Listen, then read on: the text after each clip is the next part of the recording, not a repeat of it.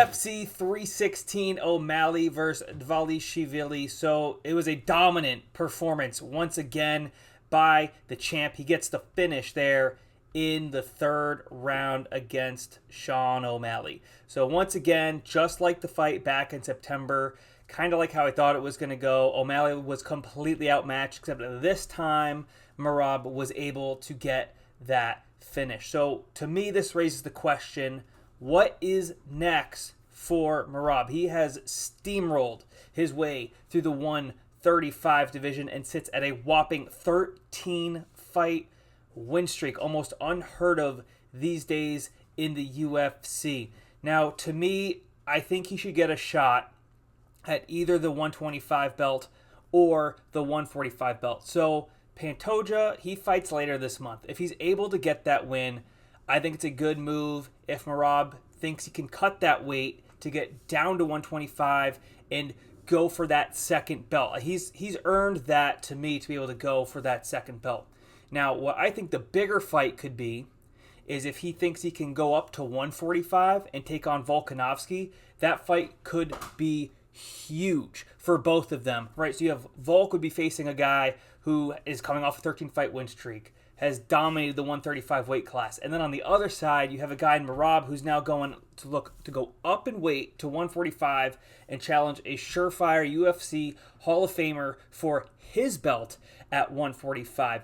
This would be a huge fight. It'd be one I'd love to see the UFC make. I don't really know what's left for Merab to do at 135 except for run through the division again. I mean, we just saw him the second time out versus O'Malley look even better than he did the first time back in September. Let me know what you guys think in the comments. Who should Merab Dvalishvili fight next? Do you think he fights somebody at 135? Do you think he drops down to 125? Or do you think he should go up to 145 and challenge Volkanovski?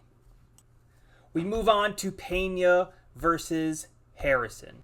Harrison came into this fight as a minus 800 favorite and looked every bit the part as she mauled Pena before getting that submission victory. Pena had a great run, but coming into this fight, I had serious questions.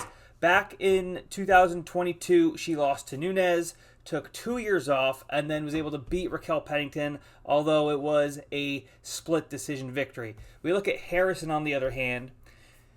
She showed up big in her first 2 UFC bouts and carried that momentum through to winning the title. After the fight, they brought Amanda Nunes, into the cage, and it looks as if that is the fight we're getting next between Harrison and between Nunes. Now, I think Nunes is probably past her prime here. If there is anyone who can stop that Kayla Harrison freight train, it has to be Amanda Nunes. I'm really looking forward to when they announce this fight, and I'm sure it'll probably come later this year. It looked like it was a done deal in the cage, but you know how these things go. We will see. I'm looking forward to that one, and I'm sure you guys are too. Let me know who you think is going to win that fight down in the comments. Right now, I'm kind of leaning Harrison, but as the fights get closer, as the fights get hammered out, we will see. As we look to the rest of the card, working our way down, we have Joe Pyfer and Kelvin Gastelum. I don't have a ton of good things to say about this fight. There was a lot of hype around this, and outside of an early knockdown, it was honestly pretty boring. Pyfer nearly got that finish there in round 1, let Kelvin off the hook, and really didn't do much damage the rest of the way. Joe Rogan in DC mentioned it kind of frequently throughout the fight. Pyfer just kept looking like he was trying to load up for that one magic shot to get the knockout, and it clearly never came. They were talking that Pyfer, to grow as a fighter, really needs to start working on combinations. Yes, he has the power. We know he has that one-punch power. We did see it in round 1. He got Kelvin to the ground with that knockdown, but then just couldn't close the deal for whatever reason. Lets him back up and didn't do too much. He kept looking for that one shot the rest of the night, and it never came, and it led to overall kind of a boring fight. Pyfer has the talent. He needs to start working on those combinations if he wants to move up to that next level at that 185 weight class. As for Kelvin, it is pretty typical. He looked small and he looked slow, and Pyfer did what he had to do to get the unanimous decision victory.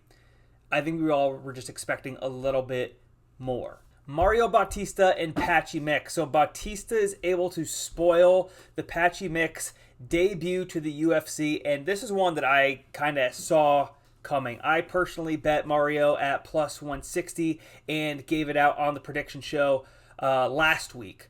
So making the jump to the UFC is always a tough ask. It doesn't matter how good of a fighter you were in your previous promotion. Mix, coming from Bellator, had a long win streak in Bellator, good wins in Bellator.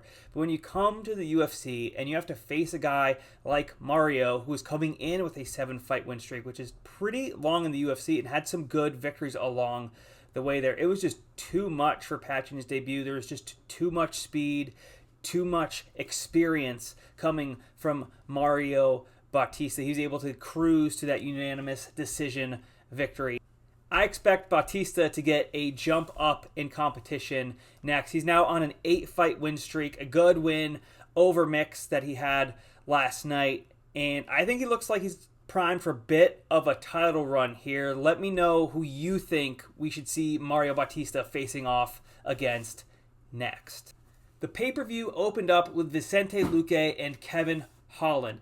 I called this fight a crossroads fight for both fighters earlier in the week. They were both coming in, dropping 3 of their last 5, so a 2-3 record in their last 5, which is not fantastic. Now, Holland was able to show up, and he was able to get that slick submission victory early in the fight. Now, I'm a big Kevin Holland fan, but I kind of have to take this victory with a grain of salt. Like I mentioned, as impressive as the sub was, it came against the guy in Vicente Luque whose best days are clearly behind him. He had dropped 3 of his last 5, so now he's 2-4 in his last 6. So looking forward, what's next for Kevin Holland? I'm hopeful that maybe he has one more title shot in him, but I'm not convinced yet. I'm going to need to see this a repeat performance like we saw last night again to be convinced of that.